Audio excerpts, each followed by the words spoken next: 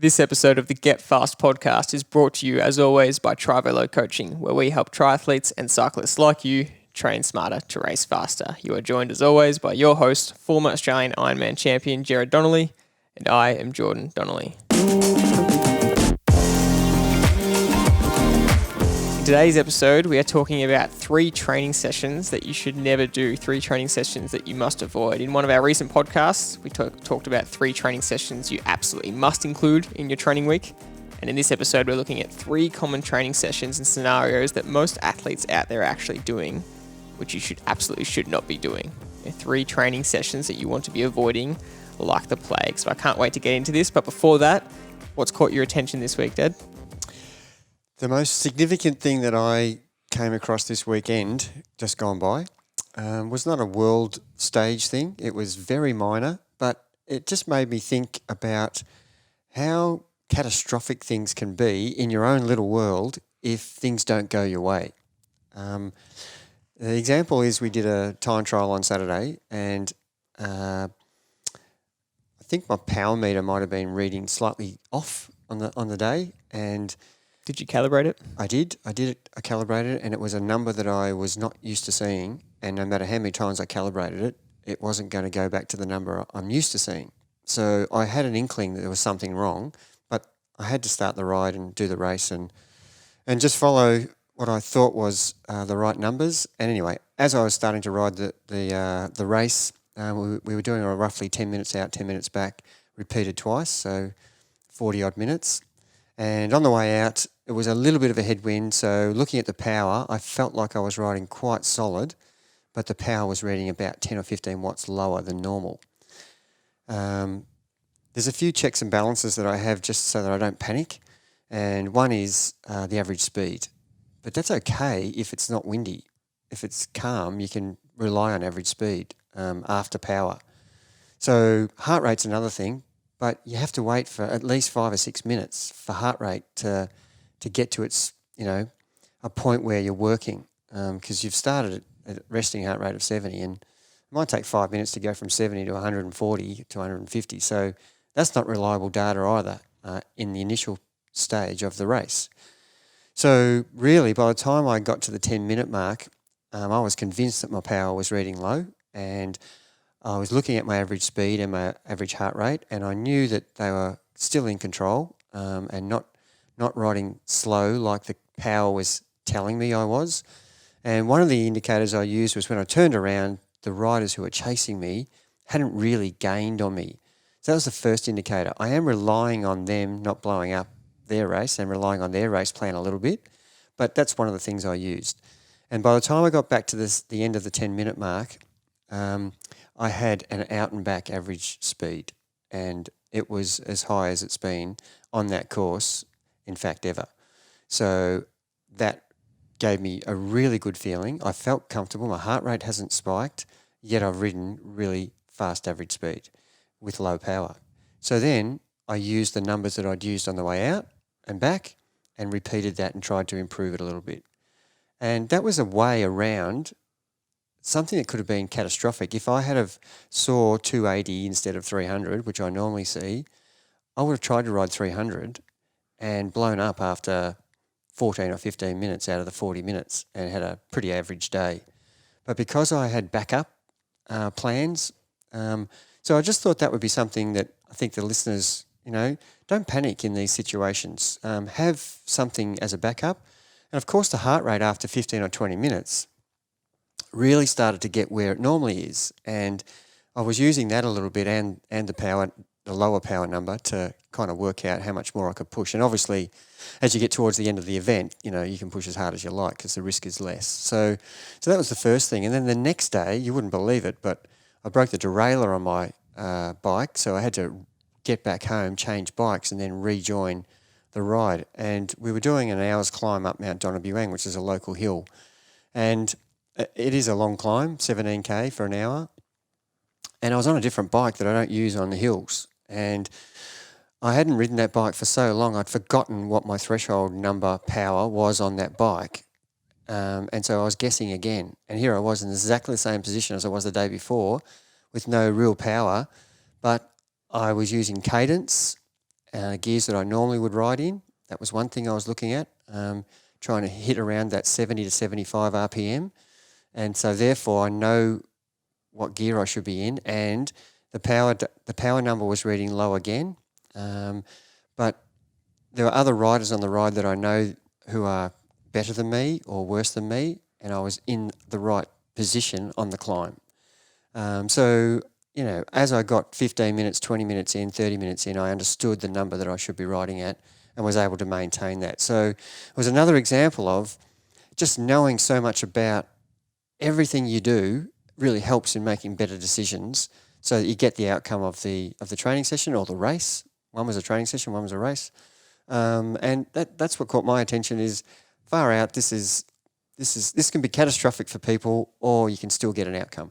It's funny, isn't it? Because we are so power driven and we really push power. We push people to learn about power to the point where we almost say at the start, forget about your speed, forget about everything else, and just focus on understanding your power and understanding your power numbers, because at first it's confusing and there's a lot to understand about it. And then now you're saying the more experience you get, you then need to translate that knowledge to, okay, what does my power equate to speed-wise? You know, when I'm riding at my threshold power, what does that normally give me speed-wise? What kind of cadence is that normally? When you have all that data, what does this actually feel like normally? And so when you have all this data, when you get more experienced on race day, if something goes wrong, you can then back it up with this stuff. Whereas if you don't know that, the first time you try and go to feel or go to speed or go to cadence, you're going to be completely out of whack because it's going to feel easier at the start. You're probably going to blow up. And I guess it's a really big point that the more experience you have, you can actually use speed, etc., to your advantage. Whereas if you don't have that experience, speed's going to throw you off.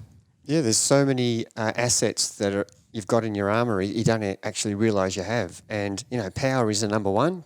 And then you've got all the other things such as, obviously, the feeling that you have. And that, you know, there's problems with all the other options. Power doesn't lie. It is what it is. The number is what it is. You either push it or you don't, and that's the number. But in your case, it wasn't what it was. That's right. Yes, for this example. But that's why the other things, which are less valuable, they've got more margin for error, such as heart rate because of the lag, such as average speed because of the wind, cadence. You know, that can be helpful, but it's not really that helpful. And you know, and going by feel, obviously you feel fresh at the start. And that can throw you out completely. So there's 4 things that can help you with the 5 total things that you should be relying on that can help you make better decisions. And that's what we're saying. That's really good. And that's a really good. What caught your attention this week? What caught my attention this week is a little bit of a funny anecdote. Is one of my friends tried to start cycling the last couple of months. And it's been hard to watch them get into the sport of cycling, because cycling and triathlon, they are tough sports to get into. There is a lot of setup. There is a lot to get right. And when you don't get it, it can be really frustrating. And I guess for him, he didn't know how much stuff that was needed, because you just think, I need to go get a bike. Once you get the bike, then I actually need to buy a helmet with it and some shoes as well. And you know, you need to buy actual nicks so that because you can't sit in the seat for more than 10 minutes if you don't buy nicks. And then once you get your shoes, you have to make sure you get the right pedals for them. And so he ended up borrowing a friend's bike, and then didn't realise that you're supposed to buy shoes and cleats. It was just normal pedals, and went for his first ride, and both tyres were flat and had to walk home because the tyres were flat after a kilometre. No spares. No spares. No, it was just really hard to watch. Yeah, no pump. Came home and didn't know how to use the pump. And they just weren't having a very good time. And to be honest, in the first month, they went for 2 rides because there was just so much set up around it that was going wrong. And they said they're really not enjoying it anyway. Once they went for their ride, they didn't even enjoy it. They were so slow and everyone was flying past them. I just said, to be honest, if I had those pedals, I wouldn't enjoy the ride either. You would never see me go for a ride without cleats now, because it just makes such a difference. And I know that recreational riders are different, but really, it's just been hard to watch for the last 2 months. You get the person go for 2 or 3 rides and just keep trying to almost not shortcut, but trying to fix little problems at a time. Whereas if they were just able to know what they needed at the start, get the whole setup properly, and realise that, okay, this is what the setup's going to take. This is everything I need. If I'm willing to be a cyclist, or it's the same for triathlons, get into it. If I understand that I need to do all this, I'm going to do it and do it properly. It's going to be a much more enjoyable experience. Whereas if you try and do it the other way, where you're think you don't need everything, because eventually you do, you end up just being frustrated, and it's been very hard to watch, and it's not worth doing, because it's just, I said to him, I wouldn't want to cycle, with all that stuff either. You want to do it properly. I found that really funny to watch, to be honest. Yeah, I think the decision you make, I remember exactly that scenario when I very first started. I was in exactly the same position, and the reluctance to admit that you have to spend money to get yourself set up properly is something you fight with the whole journey of when you start. And no, I'll be right. This bike will be fine. It's a piece of crap bike, but it'll be fine. The tyres, they'll last, one ride, and I'll get a puncture and I'll be walking home. But all these things happen because you're just taking shortcuts the whole time. And you really need to think clearly about when you want to, take on triathlon. The setup cost is, if you want to compete or just be a recreational cyclist, there's a vast difference between the two. Being a recreational cyclist, you still need to set up with the basics that are going to make it enjoyable, because if not, you're going to hate the experience. And as your friend has already experienced, that it's something that will absolutely turn you off. It's a really good point to make, that you don't realise, because we're so involved in the sport, that it is hard for a newcomer to come in and actually understand what the requirements are for the setup, whether it's triathlon or cycling. It is an enormous first step to, and I've said to many people, be a little bit assured that this is what you want to do, because you could end up spending a couple of $1,000s and end up not liking it, and you've kind of wasted your money. Yeah. I guess the upside is with a lot of this stuff, there is resale value on bikes, that kind of thing. So if you do buy a time trial bike and you don't like it, you actually can resell it for usually a pretty good price. Unless you're a novice and you're getting into the sport and you don't know that the price of that bike you just purchased is... Yeah.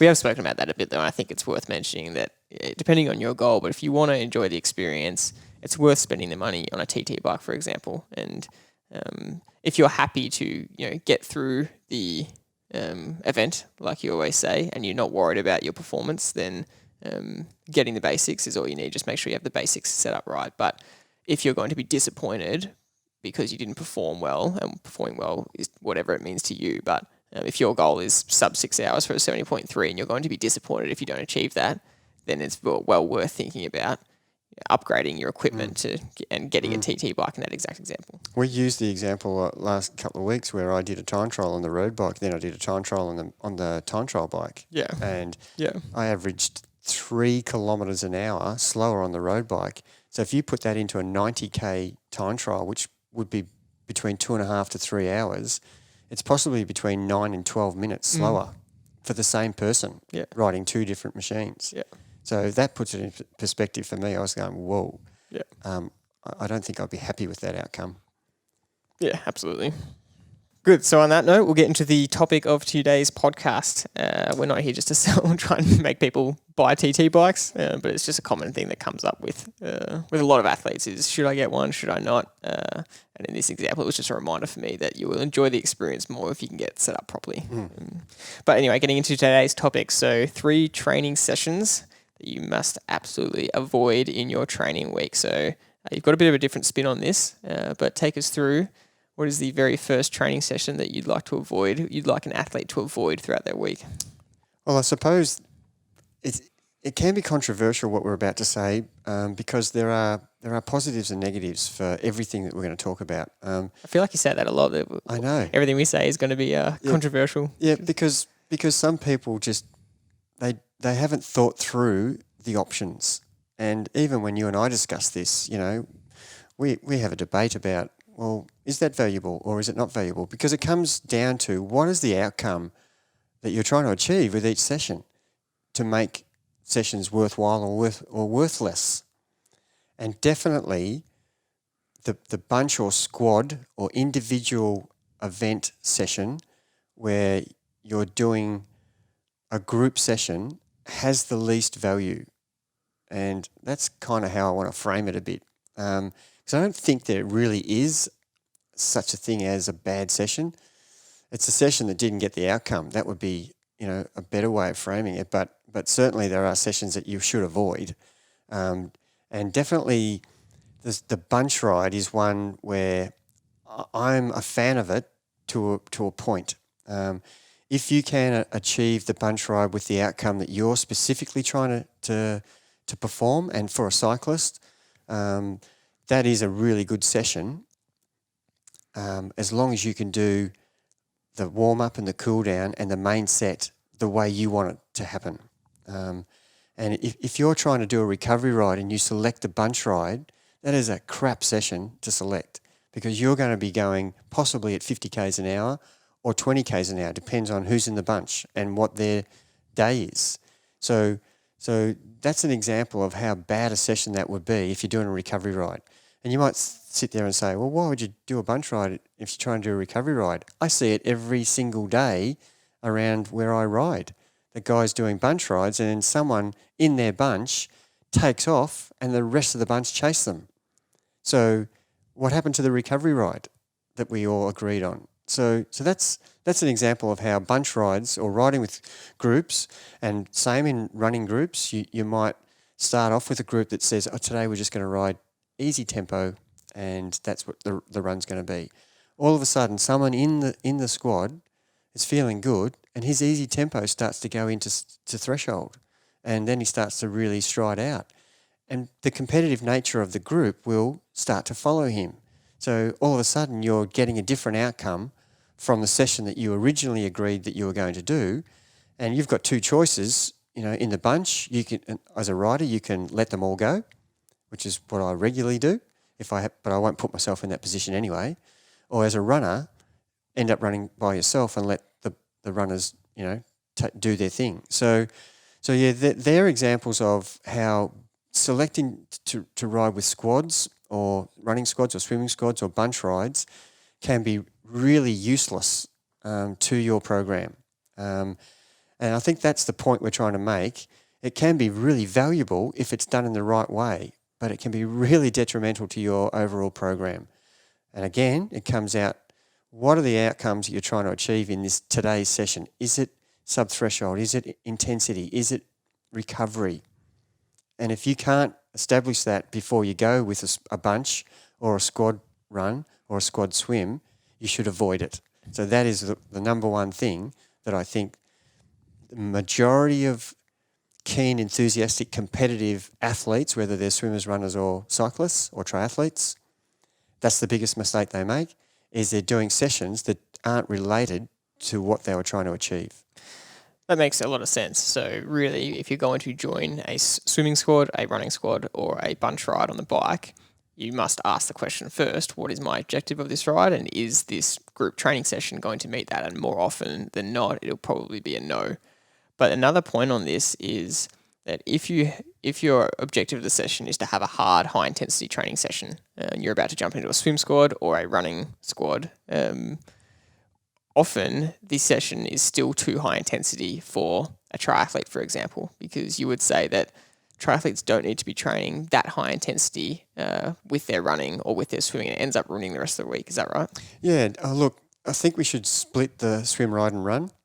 And we've talked about this a little bit last week when we talked about the three best sessions. So swimming and riding, you can really do more intensity in those sessions as compared to running as a triathlete we're talking. So if you're finding that the running sessions are too intense, you will actually struggle to do, the next bike session because you're so sore from obviously it's a gravity style running action where you're holding yourself up as compared to on a bike or in the pool.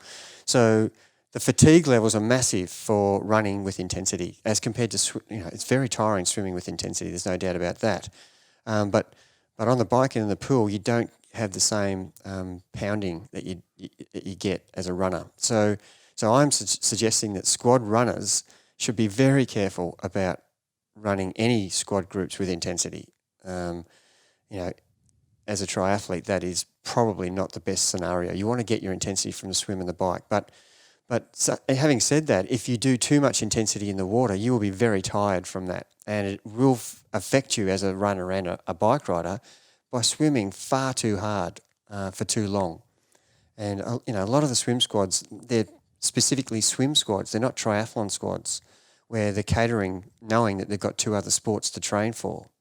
So they end up doing, 3 to 4 to 5 kilometre sessions, which is really tiring. And especially if you're just beginning in the sport, you should be starting off with 800 to 1,000 to 1,200 metres and progressing your way over a period of however long you've given yourself, 6 to 8 to 12 months to work your way up if you're doing Ironman to a 3 to a 3.5 to 4K session.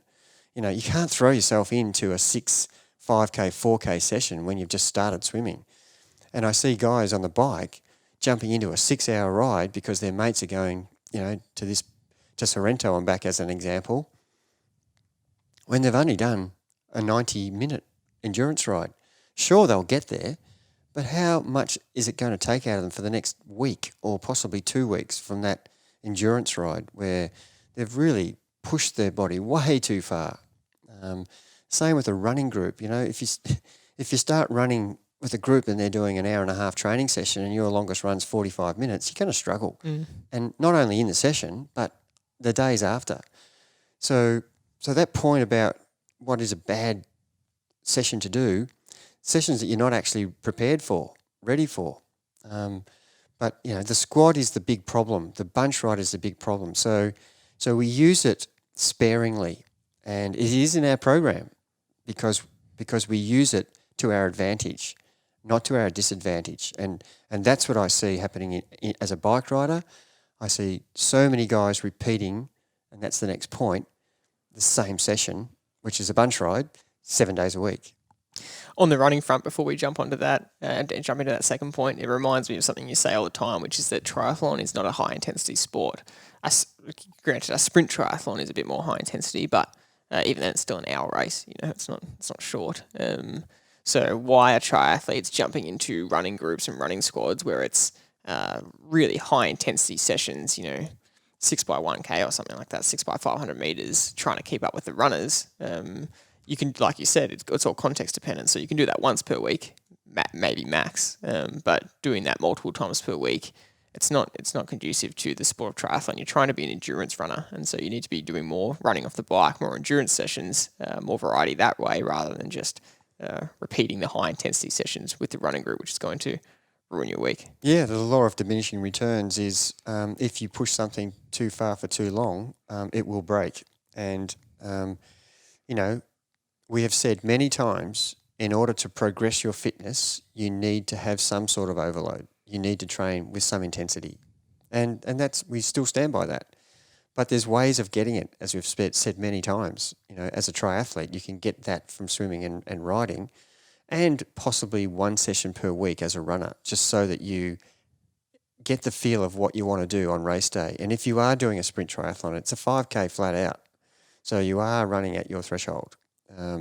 If you're doing a half marathon or a marathon, it's obvious you're not running flat out. So you need to do your sessions that relate to what you're going to do on race day. You want to maintain your fitness as a runner.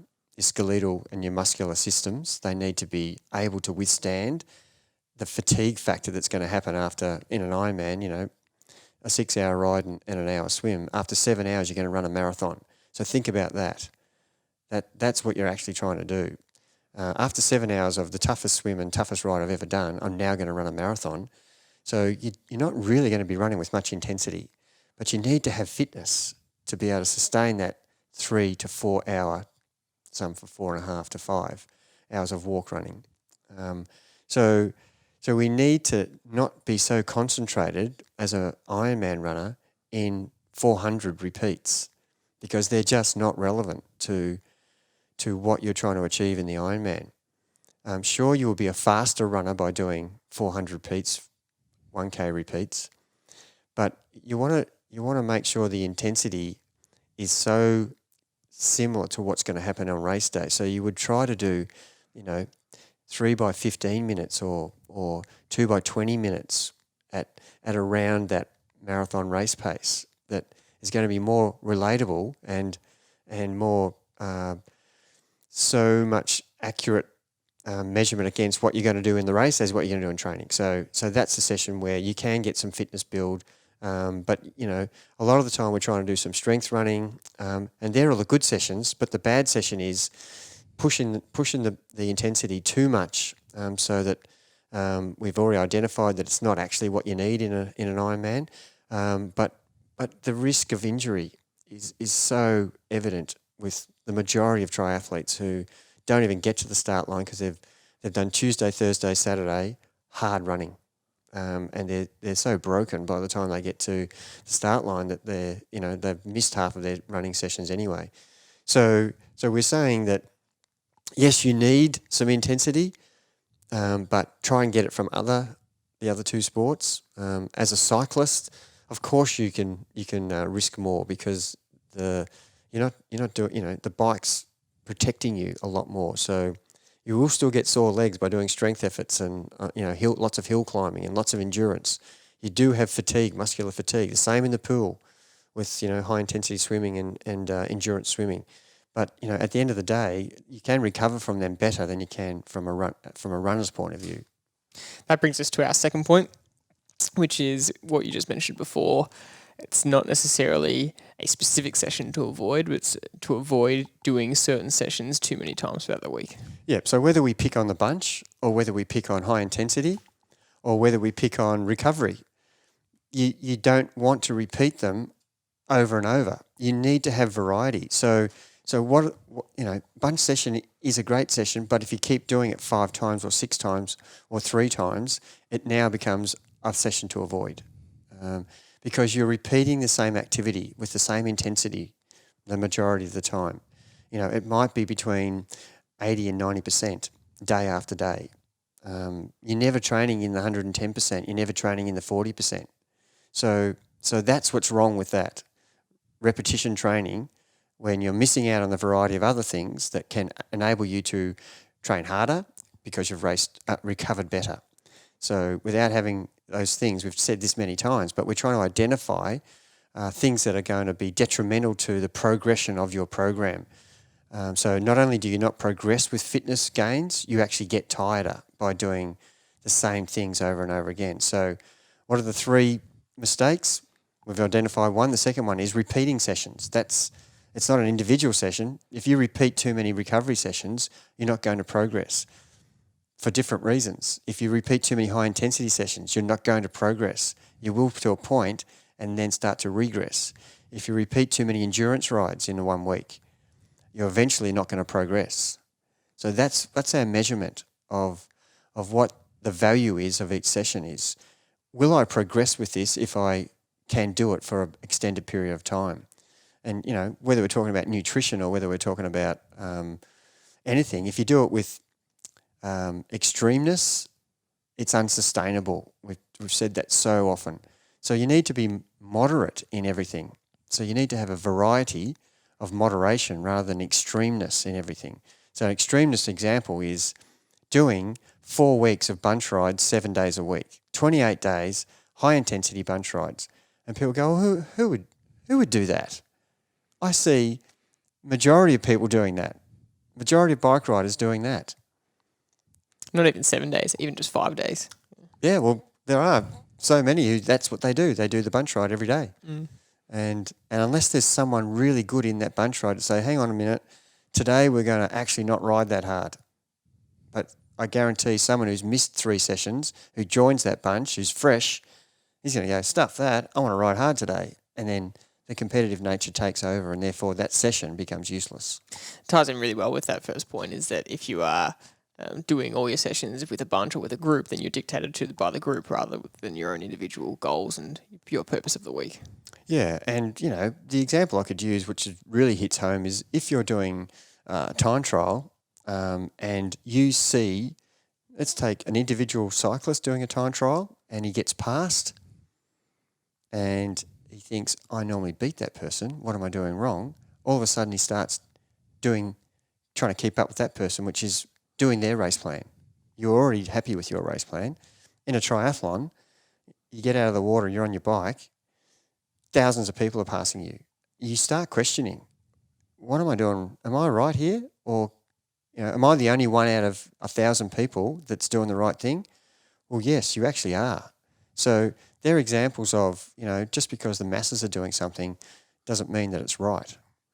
That's perfect. So that kind of ties in with the last point as well, which is they all kind of tie in together really well, but the doing the wrong sessions for the individual. So what do you mean by this? So I think that the example I would give is someone who's preparing for, let's just choose a Grand Fondo 6 hour or an Ironman 12 hour.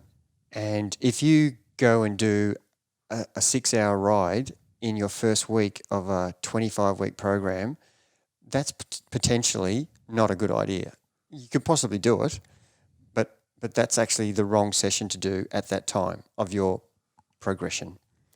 And plenty of people do it. I've just selected, I'm doing the Ironman. Let's start our program.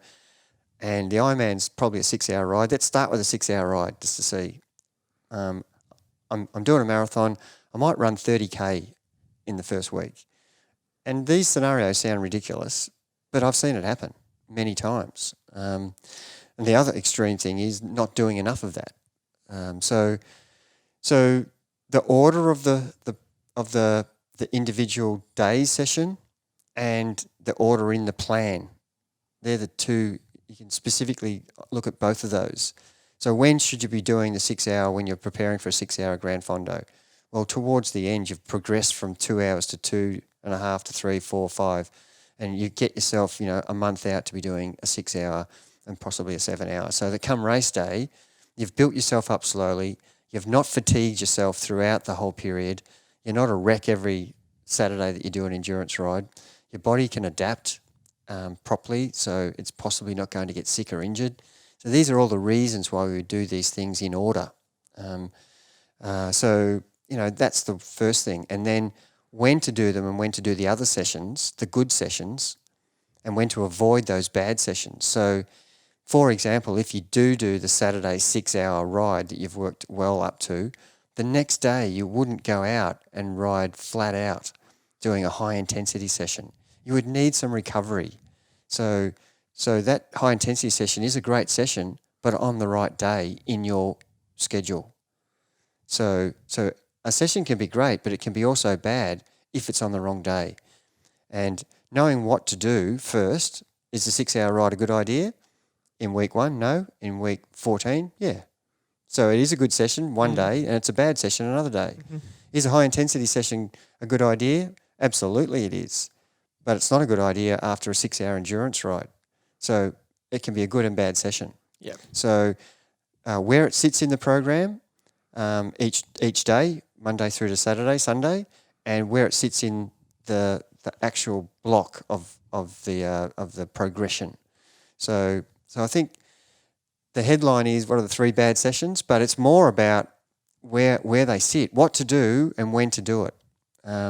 So we want that high intensity session, we want that 6 hour session, but we want it at the right time, the appropriate time, so that it becomes a value session to us that hits the outcomes we're trying to achieve and not something that's going to be detrimental to our progression. That is the key thing that we're trying to identify in this podcast today, to understand what to do and when to do it. Would you say that's an underestimated factor in a training week is backing up too many hard days in a row? You think people overestimate the ability to back up? Yeah, the catch up session is that probably could have been the 4th point. I missed that session, I'll just catch it up. Well, that's okay if you keep moving sessions around and are prepared to sacrifice one of the other sessions. But for example, I'll give the example of someone who didn't do the endurance ride on Saturday and then did it on the Sunday, and they were meant to do an endurance run on the Sunday, so they moved the endurance run to Monday, and on Tuesday morning they were meant to do a high-intensity bike session. At what point do they think they're going to recover at this stage? So the Tuesday morning high-intensity session, if you want to do that, then Wednesday has to be some sort of recovery day, and Thursday possibly again. So the decisions you make to move one session to play catch-up, and which session should you avoid? Well, definitely, as we talked last week, the 3 key sessions is not to avoid the endurance. So he has done a good decision by moving it back, but he needs to let go of one of the other sessions so that he can actually catch up properly, which is do the key sessions that count, and then recover better. So there's an example of what we're talking about here.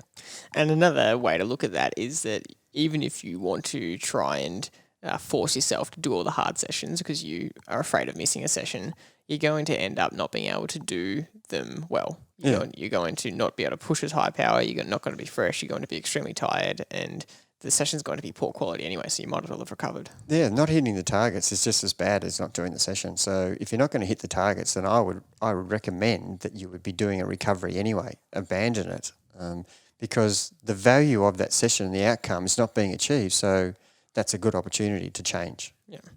Well, that's great. That's a really good summary. That pretty much gives us a good analysis of the mistakes that you can make in your training programs and what kind of training sessions to avoid. And it's they're factors that are probably just like you said throughout this whole thing, even with the extreme examples, they are common scenarios among athletes and triathletes specifically. And so if you find yourself doing these things, you might need to reconsider. And I think a summary of kind of what you said is that you need to think about the goal or purpose for the session. And if you don't know the goal or purpose, then that's probably an indication that it's not going to be a good session for you. Or if the goal and purpose is dictated by someone else that isn't in line with your goals for your event, then that's not going to be a good session. But if you can safely say what the goal and purpose is, then the session is probably going to be right for you. Yeah, that's really well summarised. And, using the recovery ride as the example, not using any other session. What's the goal and purpose of my recovery? To get a little bit of blood flow around my legs so that, the blood can carry oxygen to repair the damaged muscles from the hard sessions. And if I go too hard in this session, I've just sabotaged that. So understanding what the goal and purpose of recovery is, even though it doesn't progress your fitness, but it enables you to train properly the next day, you've achieved it. So that's a great session. And that's the point of what we're trying to say today. As long as you can understand what you just said there with the summary, the goal and the purpose of each session will dictate the value of it. Perfect. That's a great way to finish. Thank you very much for listening to this episode, and we'll see you next time.